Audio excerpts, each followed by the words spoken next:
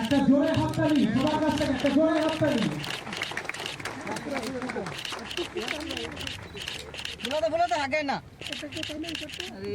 এখানে বিস্তারিত আলোচনা আমার যারা পূর্ববর্তী বক্তারা এখানে বিস্তারিত আলোচনা রেখেছেন এবং এখানে এটাও আলোচনা রাখা হয়েছে যে মহারাজা বীর বিক্রম কিশোর মাণিক্য বাহাদুরের যে অবদান ত্রিপুরার জন্য এবং সত্যিকারের অর্থে ওনাকে যেভাবে আমাদের মূল্যায়ন করা উচিত ছিল সেইভাবে কিন্তু মূল্যায়ন করা হয়নি। আমরা এখন মূল্যায়ন তো করছি, পাশাপাশি যারা নতুন যারা প্রজন্ম তাদের কাছে ওনাদের অবদানের কথা আমরা ওনাদেরকে জানাচ্ছি এবং যাতে করে এটা আগামী যে প্রজন্ম আছে তাদের কাছে সেটা পাসন হয়।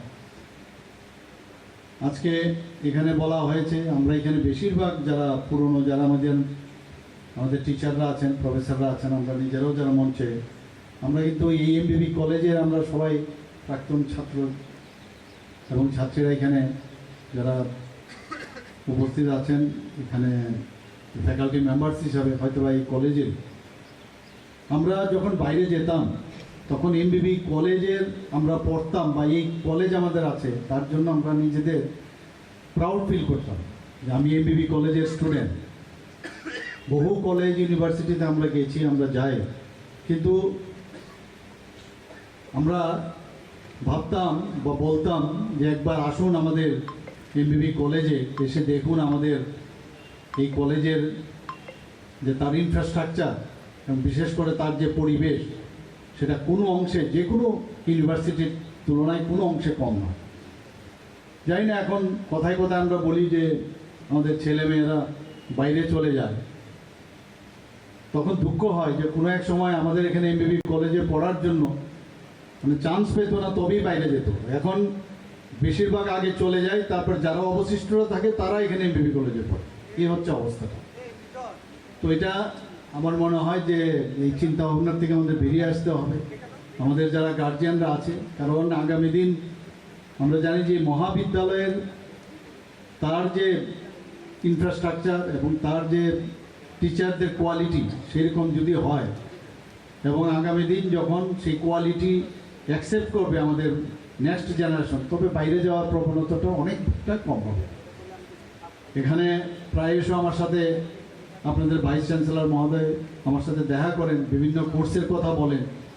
ওনাকে আমি বারবার বলেছি আপনি এগিয়ে যান, যা যা দরকার আমাদের এডুকেশন ডিপার্টমেন্ট এবং ত্রিপুরা সরকারের তরফ থেকে না আমরা চাই যে এই কলেজ, আমি এর আগেও বলেছি কলেজ এবং এই মহাবিদ্যালয় তার আর্ট অফ এক্সেলেন্স যেন হয়, আমাদের তরফ থেকে সর্বতভাবে আমরা সাহায্য করব এবং সেটা আমাদের দরকার। এখানে বাউন্ডারির কথা বলা হয়েছে, এখানে স্টেডিয়ামের কথা বলা হয়েছে, আমরা নিশ্চয়ই এগুলো দেখবো, আমরা করছি ইনফ্রাস্ট্রাকচারের জন্য। এবার বাজেটও আমরা প্রচুর আর্থিক অনুদান আমরা আর্থিক যে ব্যবস্থা সেখানে আমরা রেখেছি, তো নিশ্চয়ই এগুলো আমরা দেখব। এবং এই ইউনিভার্সিটি বা কলেজের সাথে আমাদের অনেক কিছু স্মৃতি জড়িত আছে এবং আমরা চাই যে এই কলেজ বা ইউনিভার্সিটি এখানে এখন বর্তমানে ইউনিভার্সিটি হয়েছে। আগে কোনো এক সময় ত্রিপুরাতে আমরা West Bengal board of secondary এডুকেশনে আমরা অধীনে ছিলাম। পরবর্তী সময়ে ত্রিপুরা ইউনিভার্সিটি হয়েছে, সেটা সেন্ট্রাল ইউনিভার্সিটি হয়ে গেছে। এখন একমাত্র এখন ত্রিপুরা সরকারের অধীনে এই এমবিবি ইউনিভার্সিটি এবং এই এমবিবি ইউনিভার্সিটির অধীনে তিনটাই কলেজ আছে। এখানে একটা আইন কলেজ আছে, এমবিবি কলেজ আছে, আর একটা এখানে বিবিএম কলেজ, এই তিনটে কলেজ এখানে আছে। তো আমি চাই যে এই কলেজের অধীনে যেন আরও অন্যান্য যেসব কলেজ আছে, এই আমাদের যেহেতু এটা ত্রিপুরার ইউনিভার্সিটি এবং আমাদের সরকারি ইউনিভার্সিটি, সবাই যেন এফিলিয়েশনের জন্য অন্যান্য কলেজ নতুন নতুন এখন অনেক কলেজ আমাদের এখানে হয়েছে, তো সেই কলেজগুলোর জন্য তার এফিলিয়েশনে আসে এবং আর্থিকভাবে এবং ইনফ্রাস্ট্রাকচারালি যা যা দরকার নিশ্চয় আমরা দেখব।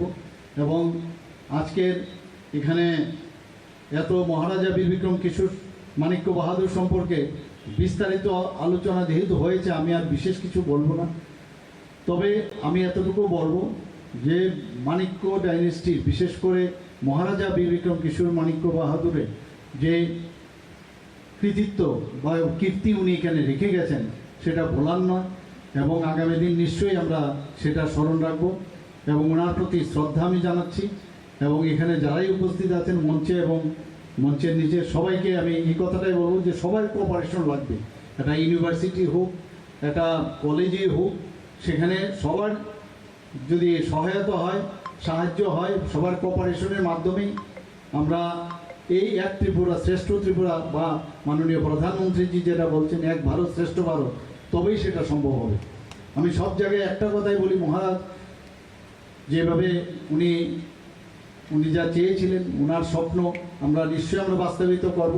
উনি চেয়েছিলেন এমন একটা বিদ্যাপত্তন হোক যেখানে মেডিকেল কলেজ হবে, যেখানে আর্ট, সায়েন্স এবং কমার্স, শুধু তাই নয় অন্যান্য যেসব মানে কারিগরি যেসব ব্যবস্থায় শিক্ষা ব্যবস্থা সেগুলোর উন্নয়ন হয়, সেই চিন্তাভাবনা উনি করেছেন।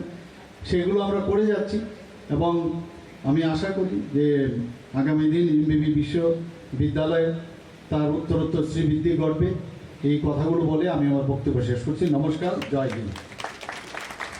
সভাপতি মহারাজা বীর বিক্রম বিশ্ববিদ্যালয়ের মাননীয় উপাচার্য ভট্টাচার্যের হাতে আমরা করতালির মাধ্যমে